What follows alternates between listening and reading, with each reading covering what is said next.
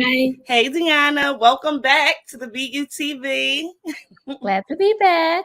A regular. So, everybody, if you don't know, this is Diona Murray. She is the illustrator and graphic designer behind Dear Beautiful Brown Girl. And we just love talking with you, so we always invite you back. So, welcome. Thank you for joining us tonight.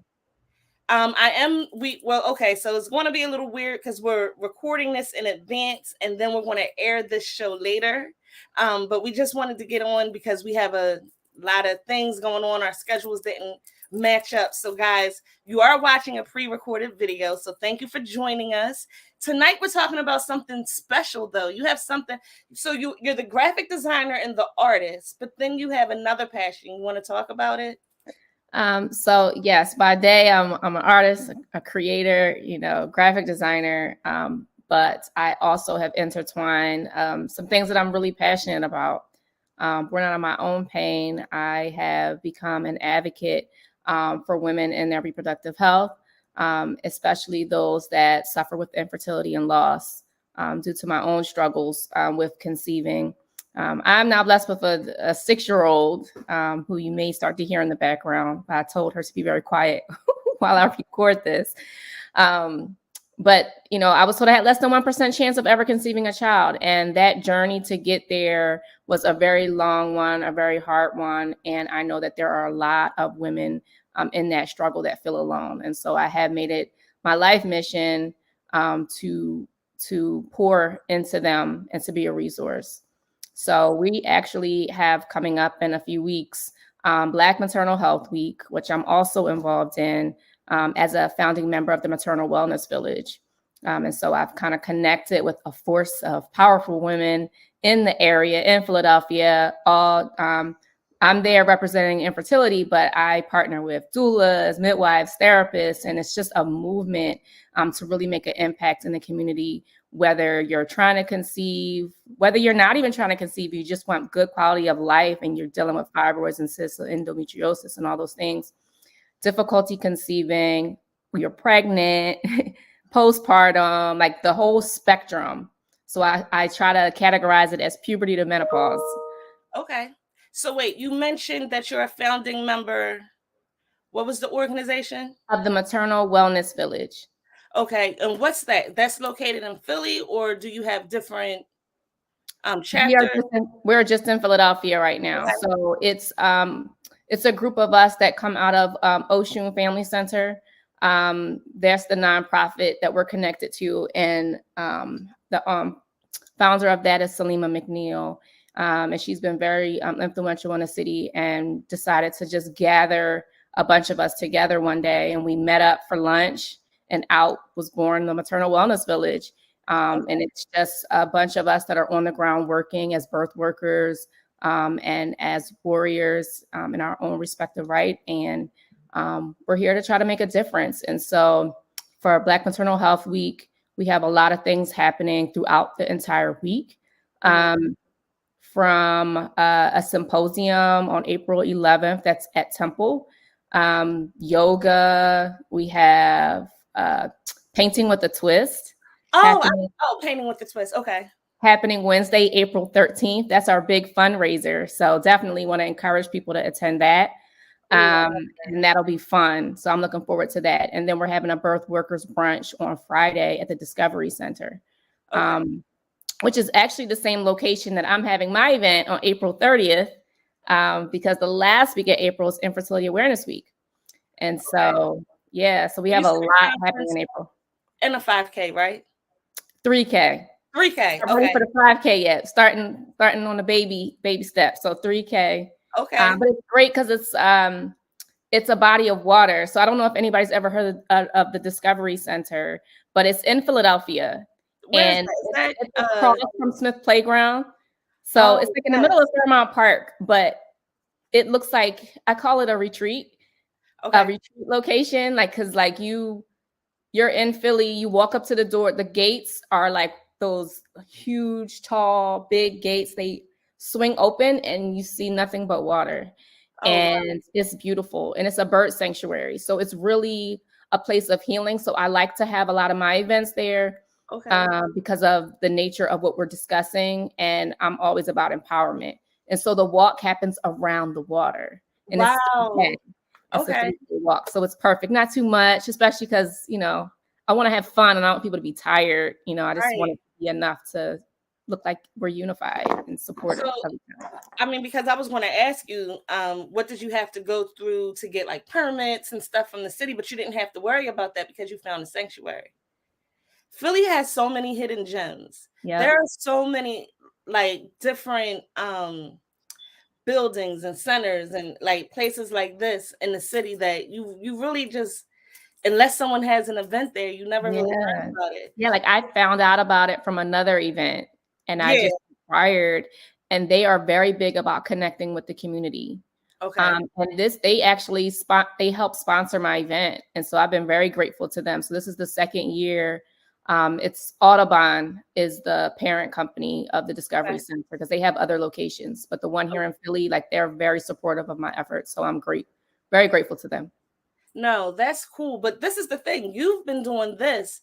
I remember the first year you launched Black Maternal. What I'm sorry. Barren Fruit. Talking Barren, about fruit. but it's still Black Maternal Health Week, right? You always do it. I do Infertility Awareness Week. Okay. But I do both because I'm Now, a member of the Maternal Wellness Village. I'm involved in both weeks, but they're both in April, so I can see how it can be confusing. okay. I confuse it Because I myself. remember your first week was so cool. You did acupuncture. You had a whole week of events. And Yeah.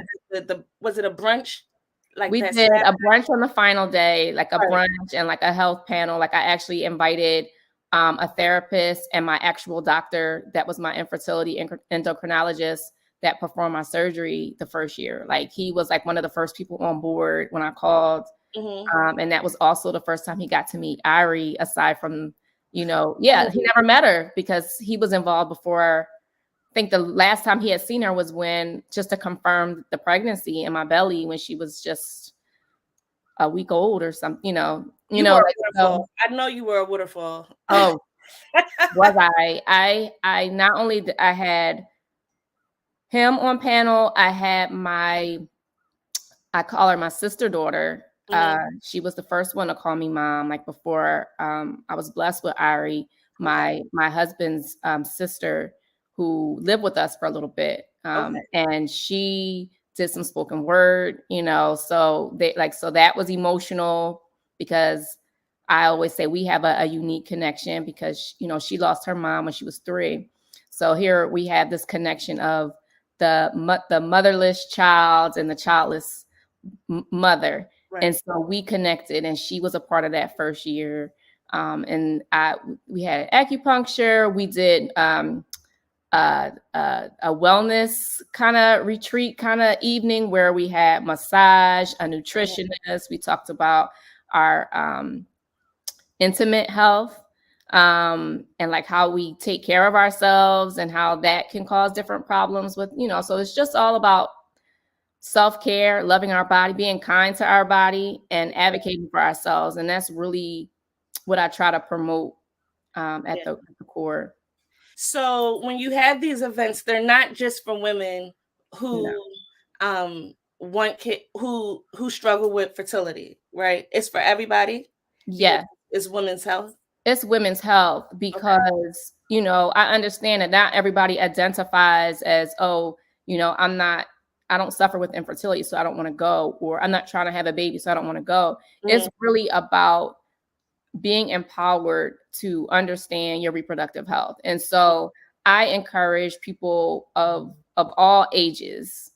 So if you are menstruating, like, you should come. If your child is 9 and has her period, invite her, empower her to have the information and the knowledge, because what happens is we don't know our bodies and then we pass that on. Right. And we still don't know our bodies or understand them. And we continue to eat things that are bad for us, that cause us more problems like fibroids. Like, it's really, when we talk about a pandemic, it's really a pandemic especially for the Black community. Like, there's a lot of things that we don't know and that we're not educated on. And therefore we can't pass that on to the next generation. Right. I mean, this is such a important topic because it wasn't until I got older Because, you know, when you're younger, I guess you're not really thinking about it. But as I got older, I had a lot of friends who suffered with infertility or struggled with their pregnancies, either getting pregnant or having a miscarriage, like multiple miscarriages. And like now in my 40s, I have friends who have gone through in vitro. I have a friend who's a doula. I have a friend who actually carries, she's a surrogate. Oh, awesome. She actually got implanted, no, her implantation is coming up. Wow. For her second round. She's carrying a baby for the family the second time because the first time was such a good experience. So we're starting to hear a lot more about this. We have Gabrielle Union. I mean, a lot of people don't care for Kim Kardashian, but she kind of brought a lot of things to the forefront too with her pregnancies. And Candy, like you see, and I know it's more about what's happening locally and in the real world, like with us, but you do see it more now with celebrities talking about the struggles that they have and bringing it to the forefront, and it's stirring up more conversation, I should say, because we have more conversation when we see it like happening on TV. Of course, we have those private conversations in our families and with our friends, but now those conversations are becoming more public, and organizations like yours not only inform us and educate us, but also create like a community, because there are women who need the support and who are looking for a village. So like what you guys have, because it's tough. Like I've seen it firsthand, like people really go through a lot of, I guess, hardships when they're dealing with this, because it's something that you really want, and it doesn't always come as easily as people make it seem. So Exactly. And I think, like you said, it's really all about forming the support that's needed. So like understanding that you're not alone in trying to navigate these things. Like there is a village of people working to support you, whether they're in your family. But sometimes, family members can't relate. If you have painful periods or have a heavy cycle, but your mom does not, she may not understand what you need or what you're going through. I remember being in high school and, on the cheerleading squad, Yvette being like, well, go run. Like, girl, you fine. And like, no, these aren't regular normal, like little cramps. Like I'm not, so I almost would always feel like, oh, I'm a baby, or I'm not strong enough, or like there's something wrong, like that I can't, but I realized that no, I actually have a very high tolerance for pain. Right. What I was feeling was actually on the level of giving birth every month. And I can attest to that, because now that I have given birth, it did not compare to what I felt every month. Like I kept waiting for it to get as severe as I would feel every month, and it didn't. And so, that's not okay to be ignored. And I think for people that don't, even doctors that may not understand it, it can be ignored, and I think that's why my fight is always share your voice and demand that it's listened to, because if you don't, it will get trampled on. And I was in my 30s when I was finally like diagnosed with the things that I have. Everything before that was all speculation, and I experienced pain from the age of 11. Oh, wow. It's not okay. Like especially as Black women, like we are conditioned to cope. Right. You learn to cope real quick with pain. And, we have been deemed as, quote unquote, strong, which, last year we kind of talked a lot about that within our conference of what that does to us, in a bad way, because it's like, oh, you're strong. So that, and that's like deeply ingrained in us as a people, that, our pain is not seen, heard, or understood, because we're just expected to just endure. And at what point do we say like, no, like that's enough? That's why I think your conversations are so important, the panel discussions, and normalizing having these conversations, not just with our friends, but with, like you said, with our children, with our doctor, with other women, because a lot of people want to keep, I guess, when they're in pain or when they're going through certain things private. They feel like either they're embarrassed or they have a difficult time sharing because it's a sensitive topic. But sometimes what I've learned is your period is not supposed to be painful. It's not natural for your period to be painful. And so if it is pain, 9 times out of 10, something is going on internally. And it can be linked to hormones. It can be linked to diet. It can be linked to genetics. I had PMDD, and they put me on the pill. And then I learned later in life, like, that's not the answer. Like, so I was on the pill for years for symptoms of a very heavy menstrual cycle and hormonal changes because I would lose it. Like, it was PMS times like 100. But I was on it for a long time. No, go ahead. No, I mean, that in itself can be a whole nother conversation about the pill. You know, like that in itself, like how many people even that will probably see this video that have been just given the pill for everything. How do you think that has manifested in our bodies? And they give it as young as teenagers. Like, I know 12-year-olds who have been put on the pill because of a heavy cycle or especially for endo. So like I have endometriosis, which was the main probably the main reason I was in pain when I was younger. Later I started to develop other things like fibroids and cysts, and I had a damaged tube. Like I had everything you could possibly think of. And more recently I realized I have PCOS. So like prior to PCOS, polycystic ovarian syndrome. Okay. It's common, but it's another thing that can sometimes go often undiagnosed. But all of those things, if it's not dealt with, can then cause infertility later in life. So why do that to these young girls? You know, they might not be thinking about having a child now, but if you don't think about it now and you don't advocate and learn, you know, like, so for endometriosis, it's scar tissue. So what's happening is the lining is growing in the wrong place and it can cause scar tissue. So the pain that you're feeling, you know, it can get so bad that things are like kind of plastered all inside, you know, like, so if you, so the doctors would say, all right, take the pill to stop your period, or take something to stop it completely, or take the pill to like subside, you know, to decrease the blood flow so that the scar tissue would stop. That is their solution, not what's causing it. How can we stop it? Is it something that you're eating? Is it something that you're doing? Is it, you know, it's always, you know, let me plug the leak and not figure out what's causing the leak, or what can we do to stop it from leaking? It is, let's just plug it real quick with this pill. And so that's hormones, you know, like you're playing with your hormones. So what do you think? You know, I'm no doctor, but I'll just say this. I don't think that it's not crazy that we are dealing with a fibroid pandemic, especially in Black women. I'll just say that, you know, fibroids. Where do you think that they're coming from? Like, what's causing it?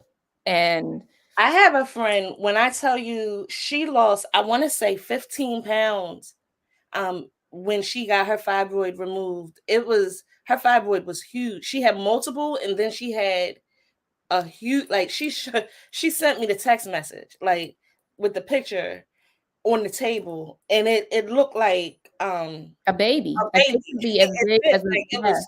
She lost a lot of weight after that. I know so many women who like struggled with fibroid. I thought I had a fibroid because my cycle was so heavy.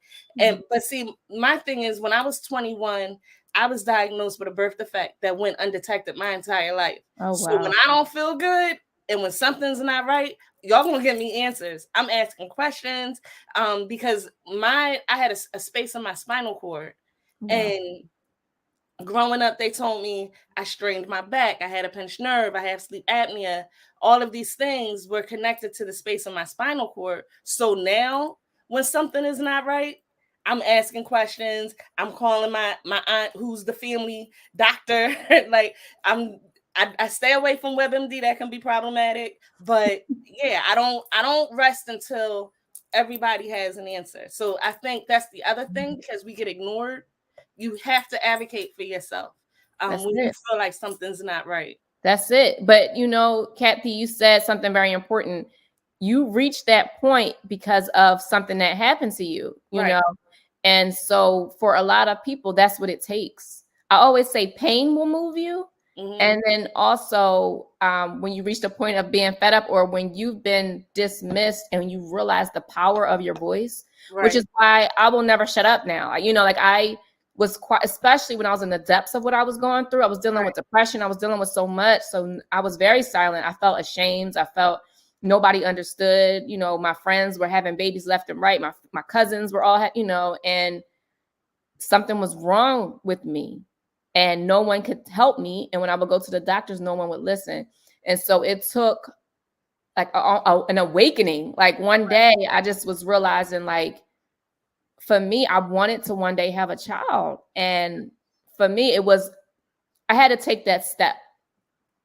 If I never took that step, she would not be here. Right. You know, and, you know, I prayed and prayed, but at some point you also have to move and you Right. have to do something for yourself.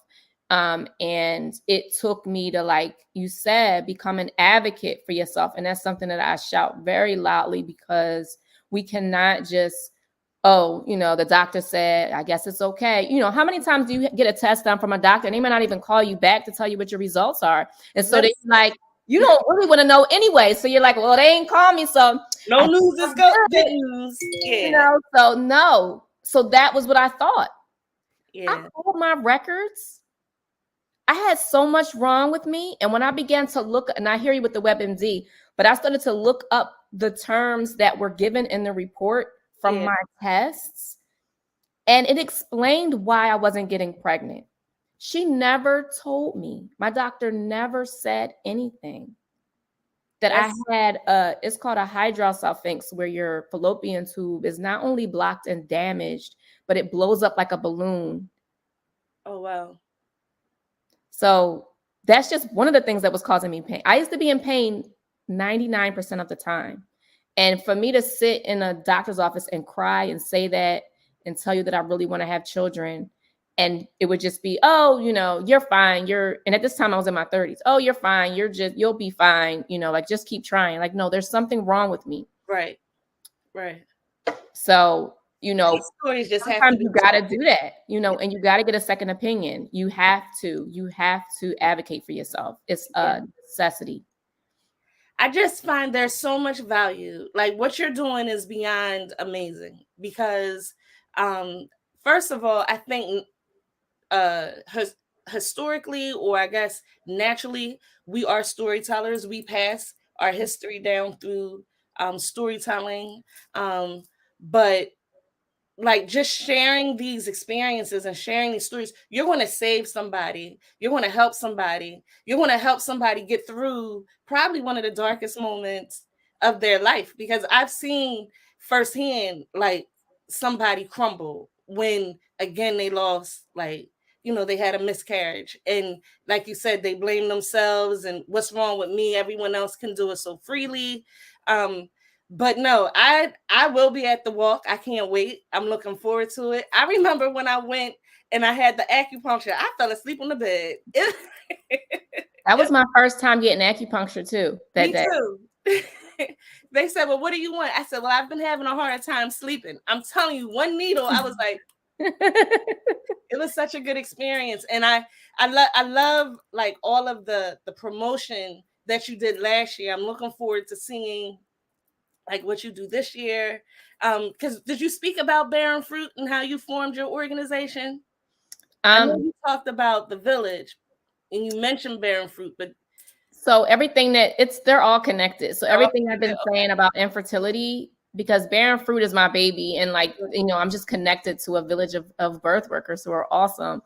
But everything that I've been talking about has mostly been about Barren Fruit, like just and what I do through you know, this initiative, this movement, you know. And this year I've been screaming, you know, as I promote, you know, like, just, it's not just a walk, it's a movement. Yes, because, you know, but what you just said, just about the work and helping somebody in their darkest hour, like, I had to, like, my eyes were starting to get glassy, because it's true. But I'm learning that I have to be kind with myself in the midst of it, because it's almost like the idea of, you've drowned, and so you know what that feels like, and so you go back to help save people so they don't drown. Mm-hmm. But like, you keep seeing your reflection in the water every time you do, and you remember. Yeah. And it's traumatic every time. Yeah. And so, like, as much as what I do helps others, like, I like go through it. Yeah. Every time, and so it's like reliving your journey, reliving your trauma.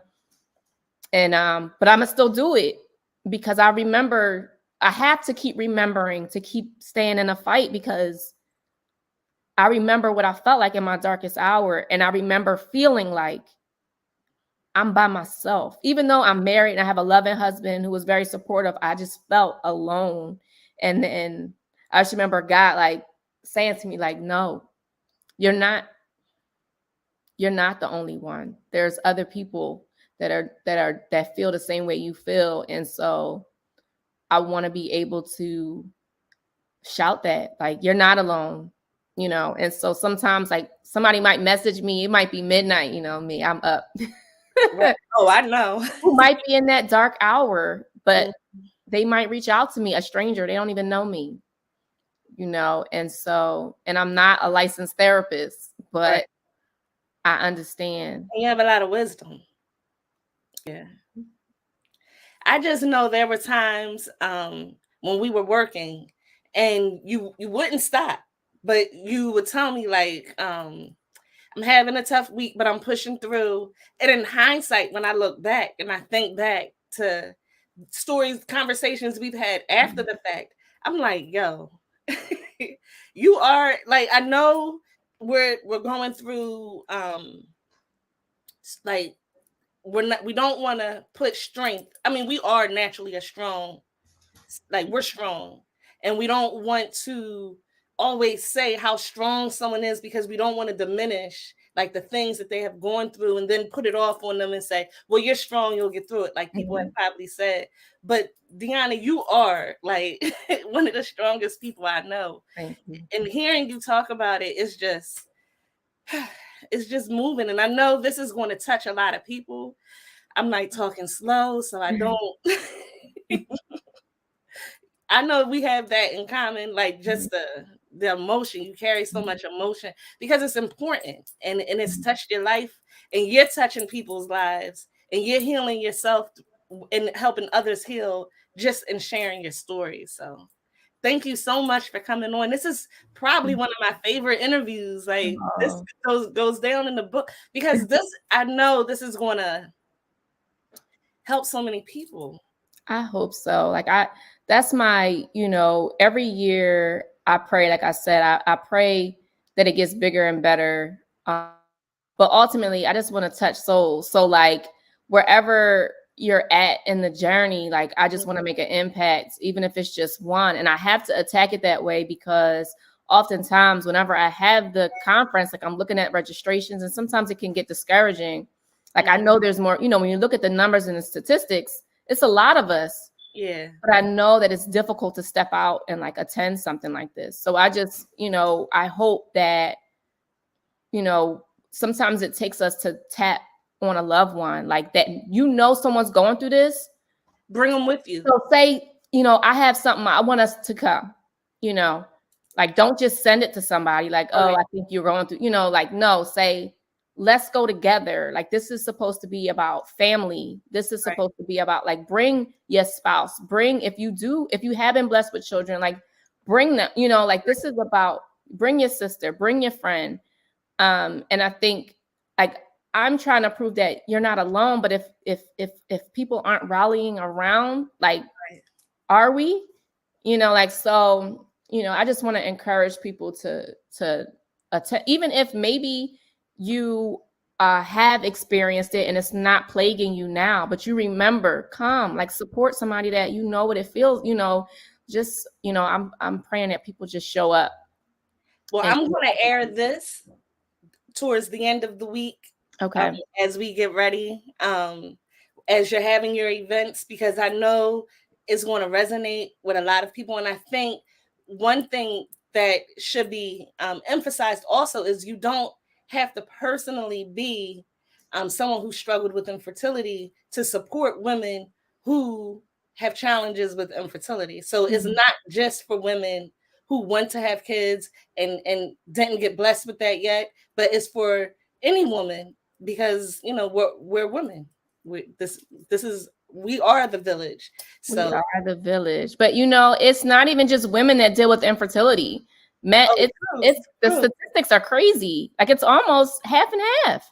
You'll be surprised. So that's a whole nother topic, because you think women are silent, men are silent. Right.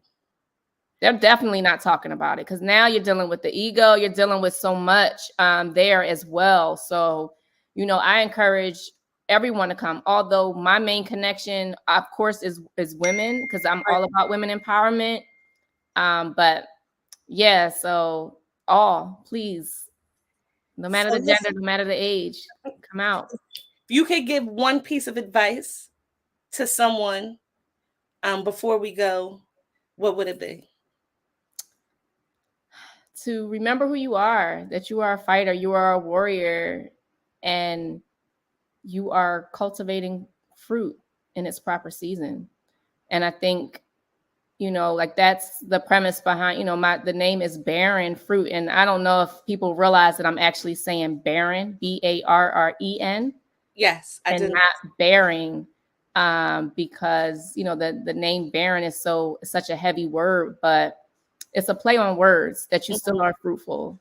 And that's it's something that will plague our mind, like if we're not careful. And so it's really about empowerment, and you are cultivating fruit. You still are cultivating fruit. Well, thank you so much for sharing, Diona. I'll let you know when this airs. We'll put it out there. It'll be on YouTube. We'll have clips on Instagram. It'll be on Facebook.